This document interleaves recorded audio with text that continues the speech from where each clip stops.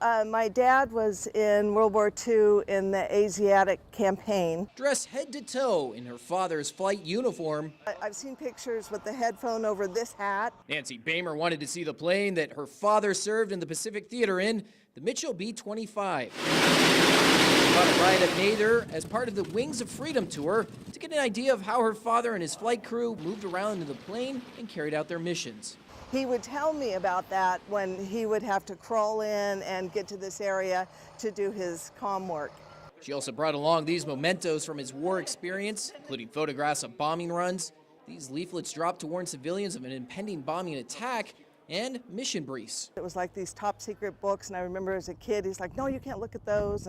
Bring back a lot of memories. For Ben Baba, seeing the planes is a walk down memory lane. Because I used to work here. He was too young to serve in World War II. In fact, at the time, his family was put in a Japanese-American internment camp in Colorado. A few years later, once he was 18, Ben joined the Air Force himself during the Korean War. I was born here. I'm American. During that conflict, he was stationed here at Mather as a mechanic. I used to do some work on this. The flight reminded Bamer of all her dad sacrificed. He passed away just last year, part of a growing number of the greatest generation who are now reaching their hundreds. Even if he was still around, she doesn't believe her father would want to get in the plane again. But he always said he wanted me to go into the airplane and just see what it was like.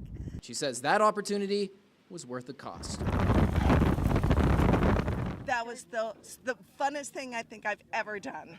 And I've driven a race car. Well, you certainly learn a lot about your family heritage when you take a flight like that. My grandfather was a navigator during the war, and he was often on planes like the one you saw today, but he never left the States, apparently because he suffered from air sickness. Well, I can tell you after shooting with the camera on that flight today, I wasn't feeling so great myself once we landed.